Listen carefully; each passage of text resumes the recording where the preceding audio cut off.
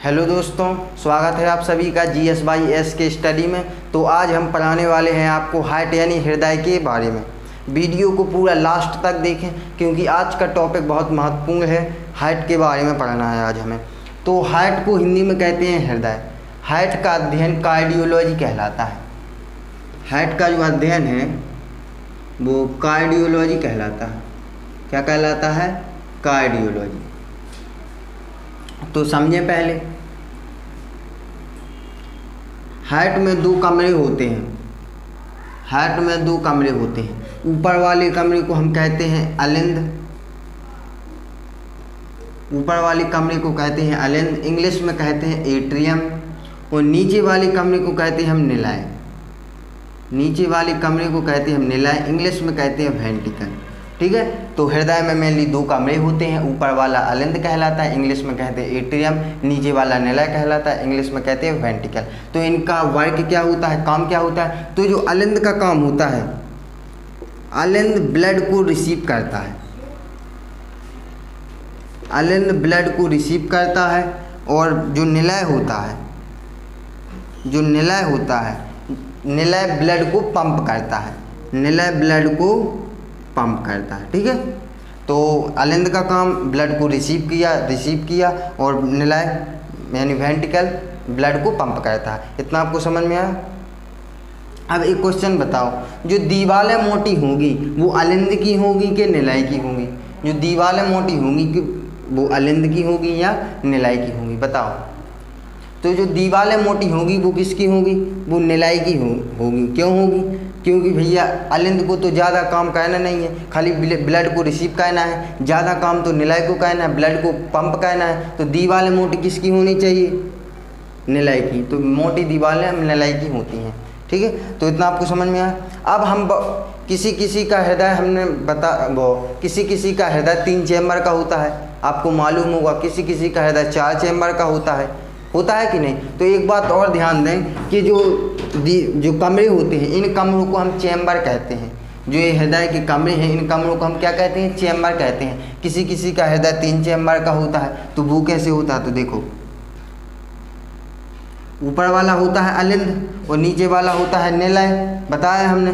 तो जो अलिंद होता है, ये ऊपर वाला तो अलिंद होता है। अलिंद 2 भागों में बढ़ जाता है। अलिंद 2 भागों में बढ़ जाता है। इसे कहते हैं हम दायां अलिंद और बायां अलिंद। और वेंट्रिकल एक ही होता है। निलय नीचे वाला एक ही होता है और अलिंद 2 होते हैं। तो देखो, ये होगा राइट एट्रियम और लेफ्ट एट्रियम।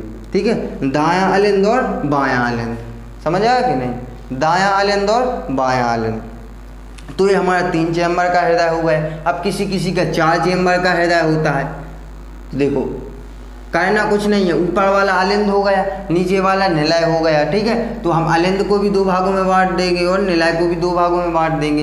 ये हो जाएगा हमारा राइट एट्रियम और ये हो जाएगा लेफ्ट एट्रियम। ये हो जाएगा राइट वेंट्रिकल, ये हो जाएगा हमारा लेफ्ट वेंट्रिकल। हिंदी में कैसे?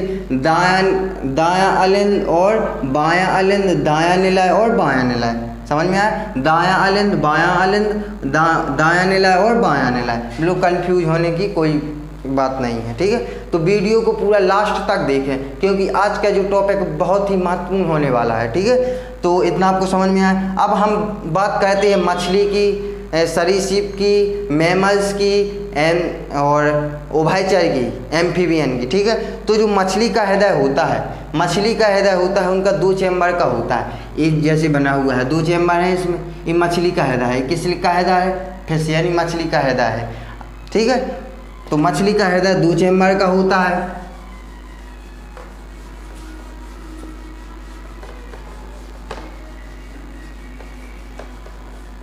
अब हम बात करते हैं उभयचर की। उभयचर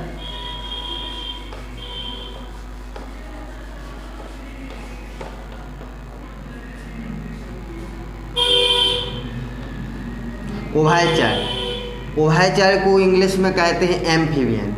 इंग्लिश जरूर लिखते जाएं, एम्फीबियन।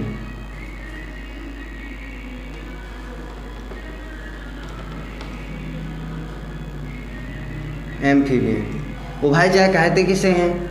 पहले समझो। उभयचर वैसे जीव जंतु जो पानी में भी रह सकते हैं और पानी के बाहर भी रह सकते हैं, ठीक है, तो उन्हें उभयचर कहते हैं। इसका सबसे अच्छा उदाहरण ले लें हम मेढक। मेढक पानी में भी रह सकता है, पानी के बाहर भी रह सकता है, ठीक है। अब हम बात करते हैं सरीसृप की। सरीसृप इंग्लिश में कहते हैं रेप्टाइल्स, ठीक है। सरीसृप किसे कहते हैं पहले समझो। और सरीसृप वैसे जीव जंतु को कहते हैं जो रेंग कर चलते हैं, खिसक खिसक कर चलते हैं, उसे सरीसृप कहते हैं, ठीक है। तो सरीसृप में कौन कौन आता है? सांप आता है, छिपकली आते हैं, मगरमच्छ आते हैं, रेंग कर चलते हैं, ठीक है। तो इसका सबसे अच्छा उदाहरण है सांप, ठीक है। तो सांप ले लीजिए। अब जो उभयचर और सरीसृप होते हैं, ठीक है, इनका हृदय 3 चैम्बर का होता है। इनका हृदय कितने चैम्बर का होता है? 3 चैम्बर का होता है। हमने बताया है ऊपर वाला अलिंद होता है, नीचे वाला निलय होता है। अलिंद 2 भागों में होता है उन उभयचर और सरीसृप में। जो अलिंद होता है वो 2 भागों में बटा होता है, दायां अलिंद और बायां अलिंद, और निलय एक ही होता है। सो गए 3 चैम्बर। तो जो उभयचर और सरीसृप का हृदय होता है वो 3 चैम्बर का होता है। अब एक इसमें एक्सेप्शन है, अपवाद है। कैसे? जो सरीसृप होता है, सरीसृप और उभयचर का तो हर 3 चैम्बर का। सरीसृप में आता है मगरमच्छ। जो मगरमच्छ होता है इसका हृदय 4 चैम्बर का होता है। इसका हृदय 4 चैम्बर का होता है। एक एक्सेप्शन है। क्या है? एक्सेप्शन है, अपवाद है, अपवाद, ठीक है। तो ये ध्यान रखना। अब हम बात करते हैं मैमल्स की। किसकी? मैमल्स की। मैमल्स को हिंदी में क्या कहते हैं? स्तनधारी। स्तनधारी किसे कहते हैं आप जानते होंगे। वैसे जीव जंतु जो अपने बच्चों को दूध पिलाते हैं उन्हें स्तनधारी कहते हैं, जैसे गाय, घोड़ा, बकरी, भैंस आदि, और मानव भी, ठीक है। तो इनका जो स्तनधारी का हृदय होता है वो 4 चैम्बर का होता है। कितने चैम्बर का होता है? 4 चैम्बर का। तो हमें ओनली पढ़ना है मानव हार्ट। हमें ओनली पढ़ना है कौन सा हार्ट? मानव हार्ट, ह्यूमन हार्ट के बारे में पढ़ना है। पहले हम हृदय का आपको स्ट्रक्चर बनाएंगे, हृदय का फिगर बनाएंगे, फिर उसमें ब्लड का मार्ग बताएंगे, वाल्व बताएंगे, हर चीज़ बताएंगे, और हृदय को हम समझेंगे, ठीक है। तो हम हृदय का स्टार्ट कर रहे हैं ह्यूमन हार्ट। ह्यूमन हार्ट के बारे में हम पढ़ने वाले हैं। यहाँ तक आपको समझ में आ गया होगा, और कोई भी डाउट हो तो वो कमेंट में ज़रूर लिख दें।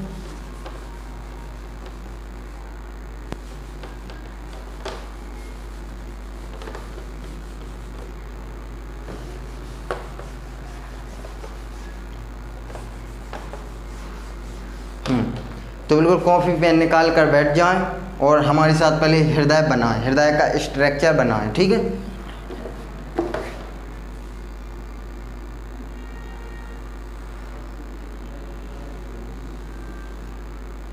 पहले दोनों साइड सेम बना लें, ऐसा दोनों साइड सेम बना लें, ऐसा, ठीक है। सेम बनाना है, ठीक है, सेम बनाना है, ना घुमाना है, कुछ नहीं करना, सेम बनाना है। बना लिया?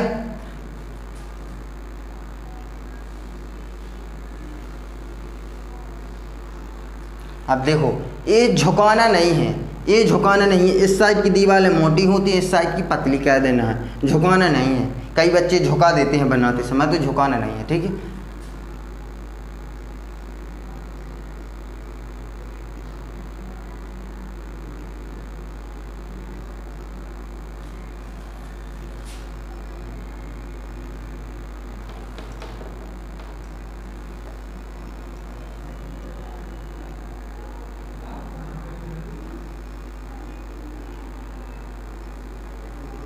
यहाँ पर एक बाल्ब होता है। बाल्ब किसे कहते हैं? जो एक ही तरफ खुलता है। अगर लोड आएगा तो एक ही तरफ खुलेगा, ऐसे। अगर इस पर लोड आएगा तो खुल जाएगा, समझ रहे हो। तो बाल्ब को हम नीले मार्कर का उपयोग कर रहे हैं। बाल्ब हम नीले मार्कर से बना रहे हैं, ठीक है। तो यहाँ पर एक बाल्ब होता है, यहाँ पर एक बाल्ब होता है। क्या होता है? बाल्ब होता है। इस बाल्ब को कहते हैं बाइकस्पिड बाल्ब। कौन सा बाल्ब? बाइकस्पिड बाल्ब, बाइकस्पिड बाल्ब, ठीक है। यहाँ से एक नली गई होती है,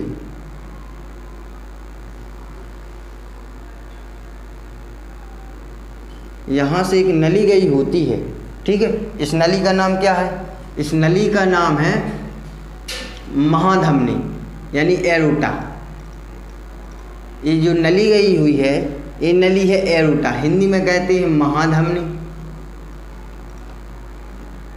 हिंदी में कहेंगे महाधमनी। इस एरोटा के इस मुहाने पर इस नीचे यहाँ एक बाल्ब लगा होता है, एरोटा के नीचे यानी महाधमनी के नीचे एक बाल्ब लगा होता है। इस बाल्ब को कहते हैं हम एरोटिक बाल्ब। इस बाल्ब को हम कहते हैं कौन सा बाल्ब? एरोटिक बाल्ब। ध्यान रखना, ये हमारा फुसफुस सिरा, सॉरी फुसफुस सिरा, ये हमारा फुसफुस सिरा। अभी तो सिर्फ आप लिखते चलो, ये हमारा फुसफुस सिरा। सेम इसी टाइप का स्ट्रक्चर हम इस साइड भी बनाते हैं।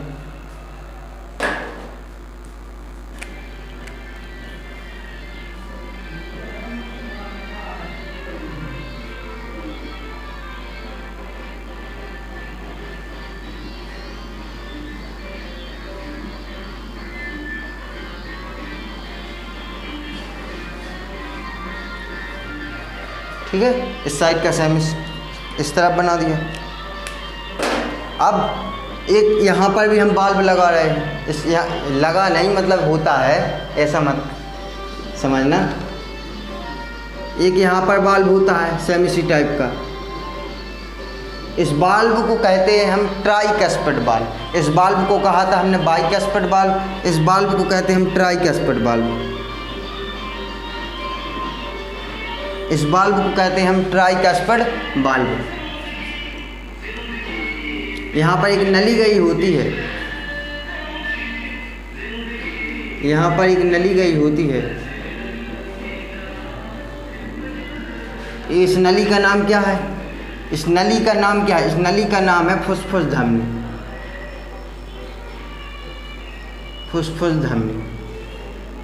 इस नली का नाम क्या है? फुसफुस धमनी। ठीक है, इस फुसफुस धमनी के नीचे एक बाल्ब लगा होता है, लगा दिया हमने। इस बाल्ब को कहते हैं हम पल्मोनरी बाल्ब। कौन सा बाल्ब? पल्मोनरी बाल्ब। देखो फुसफुस को हम हृदय फेफड़ा होते हैं, जो फेफड़ा को हम टेक्निकल नाम में फुसफुस कहते हैं, और फुसफुस को इंग्लिश में हम पल्मोनरी कहते हैं। तो ये हो गया हमारा कौन सा बाल्ब? पल्मोनरी बाल्ब। ठीक है, ये नली कौन सी है? फुसफुस धमनी है, फुसफुस धमनी है। ये फुसफुस धमनी है, ये गई कहाँ है? ये लंग्स में गई है, ये फेफड़ा में गई है। तो हम कह सकते हैं ये कहाँ गई है? लंग्स में गई है, फेफड़ा में गई है ये नली। इस नली का नाम है फुसफुस धमनी, जबकि ये नली गई हुई है कहाँ? लंग्स में, फेफड़ा में। तो ये इतना आपको समझ में आ गया? इतना आपको समझ में आया? तो देखो ये ह्यूमन हार्ट है, इसमें हमने बताया था 4 चैम्बर होते हैं। तो 4 चैम्बर आप देख रहे होगे। ये हमारा ऊपर वाला पूरा अलिंद और नीचे वाला है पूरा नीला। तो देखो ये हो गया हमारा right atrium, left atrium, right ventricle और राइट वेंट्रिकल और लेफ्ट वेंट्रिकल। ठीक है, दायां अलिंद, ये हमारा कौन सा? दायां अलिंद, बायां अलिंद, दायां निलाय और बायां निलाय। समझ में आया? अब हम इसमें मेनली देखते हैं हार्ट में ब्लड का मार्ग। हम इसमें देखते हैं हार्ट, हृदय में ब्लड कैसे जाता है। ठीक है, कैसे जाता है तो हम समझते हैं। हम ब्लड को लाल कलर से दर्शा रहे हैं। ठीक है, कहाँ से ब्लड आएगा, कहाँ से जाएगा। तो जो ब्लड हमने बताया था इससे पिछली वाली वीडियो में धमनी सिरा के बारे में कि शुद्ध रक्त क्या है, अशुद्ध रक्त क्या है। ठीक है, कहाँ कौन सा रक्त बहता है, हम सारी चीज़ें इसी नेक्स्ट वाली वीडियो में आपको बता चुके हैं। तो हमें देखना है मेनली इसमें क्या?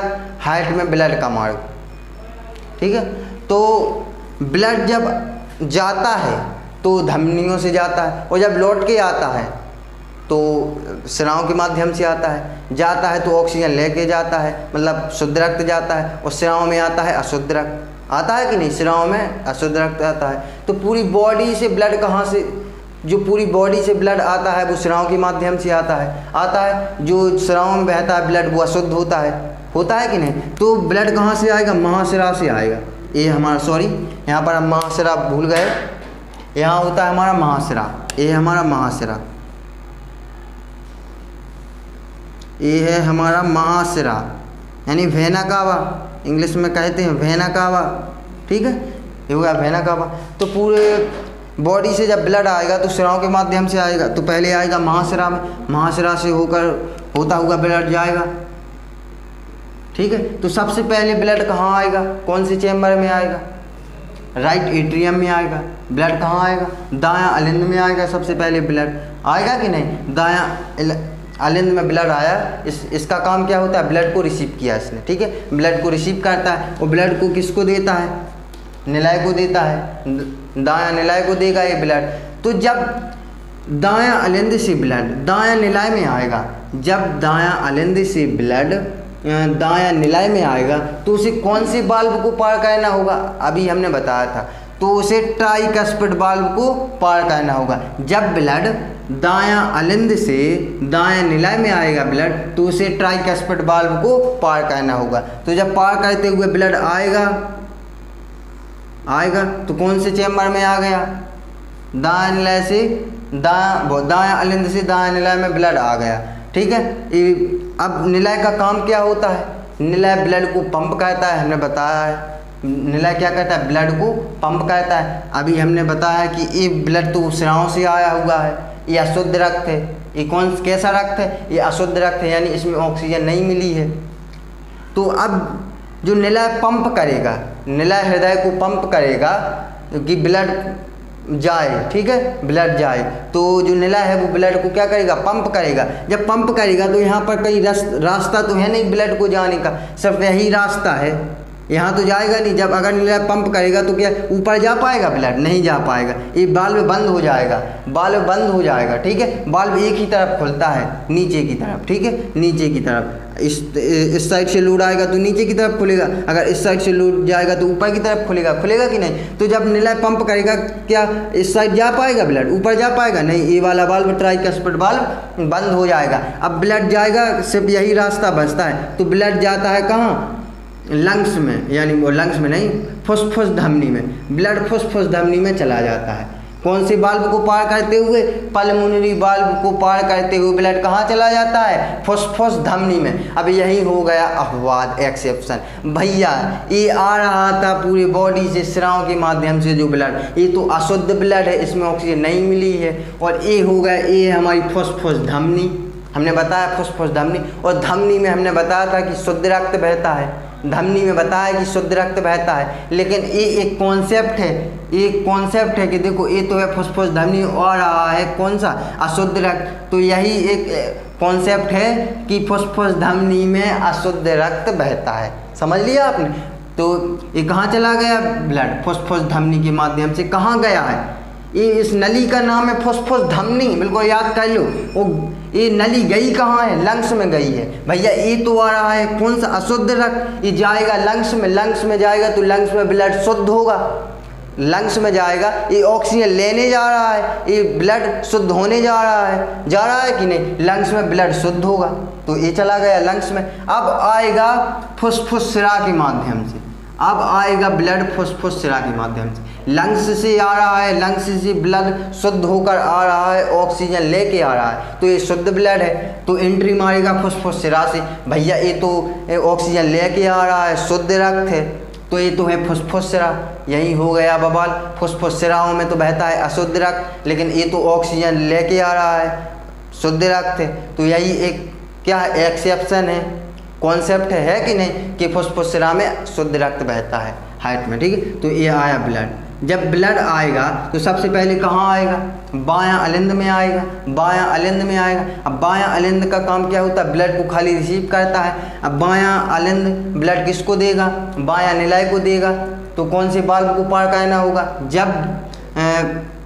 जब ब्लड बायां अलिंद से बायां निलय में आएगा तो उसे कौन से वाल्व को पार करना होगा, बाइकस्पिड वाल्व को पार करना होगा, बताया है कौन से वाल्व को पार करना होगा, बाइकस्पिड वाल्व को पार करना होगा। लो आ गया ब्लड, कहाँ पर आ गया, बायां निलय में आ गया। अब बायां निलय क्या करेगा, निलय का काम क्या होता है, ब्लड को पंप करेगा, तो ये ब्लड को पंप करता है, बहुत तेज़ी से पंप करता है, ये ब्लड को पंप करता है, तो कहाँ कौन सी नली में जाता है, एरोटा की नली में ब्लड जाता है, एरोटा की नली यानी महाधमनी में ब्लड जाता है। यहाँ से ब्लड एरोटा से महाधमनी से पूरे शरीर में ब्लड पंप होता है, तो निलय बहुत तेज़ी से पंप करता है। जो ये वाला निलय होता है, दायां निलय होता है, दायां निलय बहुत तेज़ी से पंप करता है, बहुत तेज़ से, क्योंकि इसको महाधमनी यानी पूरे शरीर में ब्लड को पंप करना है, तो ये बहुत तेज़ी से पंप करता है। और ये एरोटिक वाल्व को पार करते हुए, ये कौन सा वाल्व है, एरोटिक वाल्व को पार करते हुए महाधमनी यानी पूरे शरीर में ब्लड को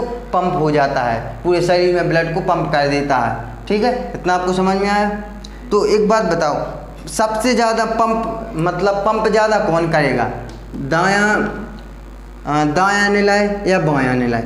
सबसे अधिक तेज़ी से पंप कौन सा चैम्बर करेगा, दायां निलय या बायां निलय? बताओ, दायां निलय या बायां निलय? देखो दायां निलय को तो आराम से कहता है पंप, जो दायां निलय होता है ये पंप कहता है ब्लड को आराम से, क्योंकि फेफड़ा यहीं पर होता है, तो थोड़ी कर दिया पंप, आराम से कर दिया तो फेफड़ा तक पहुंच जाता है। लेकिन जो बायां निलय होता है इसको पूरे शरीर में ब्लड पंप करना है, तो इसको पूरी ताकत से ब्लड को पंप करना होता है कि नहीं? दायां निलय को बायां निलय को पूरे शरीर में पंप करना होता है, तो ये पूरी ताकत से करता है ब्लड को पंप, तो ये पूरी महाधमनी में चला जाता है, यानी पूरे शरीर में ब्लड पंप हो जाता है। तो आपको ब्लड का मार्ग समझ में आया कि नहीं? तो सबसे पहले ब्लड आएगा कहाँ से, एक बार और बिल्कुल समझ लो। सबसे पहले ब्लड आएगा महाशिरा से, ये तो अशुद्ध ब्लड है, सबसे पहले एंट्री करेगा कहाँ, दायां अलिंद में, दायां अलिंद के बाद ब्लड आएगा बायां अलिंद में, बायां अलिंद नहीं सॉरी, दायां अलिंद के बाद ब्लड आएगा दायां निलय में, दायां अलिंद के बाद ब्लड आएगा दायां निलय में, जब ब्लड दायां निलय से जब ब्लड दायां अलिंद से दायां निलय में आएगा तो उसे कौन से वाल्व को पार करना होगा, ट्राइकस्पिड वाल्व। कौन से वाल्व को, ट्राइकस्पिड वाल्व को। अब निलय का काम क्या होता है, ब्लड को पंप करता है, तो निलय ने ब्लड को पंप किया तो फुसफुस धमनी में से होकर कहाँ चला गया, लंग्स में चला गया शुद्ध होने के लिए। अब ब्लड आता है फुसफुस शिरा से, ये तो अशुद्ध, ये तो शुद्ध ब्लड है और फुसफुस शिरा है, तो फुसफुस शिरा के माध्यम से शुद्ध ब्लड आता है और एंट्री कहाँ लेता है, बायां अलिंद में, बायां अलिंद में एंट्री करता है ब्लड। बायां अलिंद से जब ब्लड बायां निलय में आता है तो कौन से वाल्व को पार करता है, बाइकस्पिड वाल्व को। अब ये निलय पूरी ताकत से क्या कहता है, पूरी ताकत से पंप करता है, ठीक है निलय, तो ये पूरे शरीर में एरोटा के माध्यम से, महाधमनी के माध्यम से पूरे शरीर में ब्लड पंप हो जाता है, ठीक है। तो ये वाला वाल्व कौन सा, एक बार वाल्व देख ले, ये वाला वाल्व बाइकस्पिड वाल्व, ये वाला वाल्व ट्राइकस्पिड वाल्व जो एरोटा के नीचे लगा हुआ है, इस वाल्व को हम कहते हैं एरोटिक वाल्व, और जो ये फुसफुस धमनी के नीचे लगा हुआ है इस वाल्व को कहते हैं पल्मोनरी वाल्व। इतना आपको समझ में आ गया, समझ में आ गया। अब देखो क्या होता है कि यहाँ पर जो दायां अलिंद होता है, जो दायां अलिंद होता है, ये रेड कलर से हम दर्शा रहे हैं, दायां अलिंद होता है, यहाँ पर एक नोड लगा होता है जिसे कहते हैं हम साइनोएट्रियम नोड, SA नोड। क्या कहते हैं, साइनोएट्रियम नोड। ये क्या कहता है, ये इलेक्ट्रिक करंट उत्पन्न करता है, जब हृदय कंपन होता है यही कहता है साइनोएट्रियम नोड। ये क्या कहता है, इलेक्ट्रिक करंट जनरेट करता है, इलेक्ट्रिक करंट उत्पन्न करता है, ठीक है, यही मेनली दिल को धड़काता है, ठीक है। अब जब ये खराब हो जाता है, साइनोएट्रियम नोड खराब हो जाता है तो ये निकाल दिया जाता है, इसकी जगह पर पेस मेकर लगा दिया जाता है, पेस मेकर इसकी जगह पर क्या लगा दिया जाता है, पेस मेकर लगा दिया जाता है। ये हृदय को क्या करता है, इलेक्ट्रिक करंट का काम करता है, हृदय को जनरेट करता है। इतना आपको समझ में आया। हृदय की जब हृदय को बायोलॉजिकल नेम में कार्डियक कहते हैं, ठीक है, हृदय को बायोलॉजिकल नेम में क्या कहते हैं, कार्डियक कहते हैं, ध्यान दें। अब जो दीवारें होती हैं, ये इसकी दीवारें हैं, इसकी दीवारें, जो दीवारें होती हैं किसकी, मांस की बनी होती हैं। जो हृदय की दीवारें हैं ये किसकी, मांस की बनी होती हैं, उत्तक की बनी होती हैं। कौन से उत्तक की बनी होती हैं, हमने बताया था जब हम टिश्यूज पढ़ा रहे थे, वहाँ बताया था ऐच्छिक अनैच्छिक, वॉलेंट्री मसल, इनवॉलेंट्री मसल में बताया था, ठीक है। तो वो जिन लोगों ने वो वीडियो नहीं देखी है तो देख लें, ठीक है। तो ये मांस का बना होता है, तो समझे।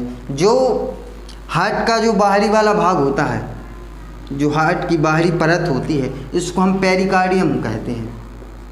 जो हार्ट की बाहरी परत होती है इसको हम कहते हैं पेरिकार्डियम।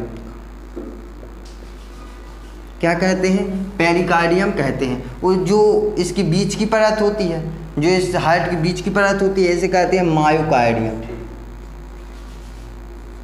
मायोकार्डियम। वो जो इसकी आंतरिक परत होती है, बिल्कुल अंदर वाली परत होती है, इसे कहते हैं एंडोकार्डियम।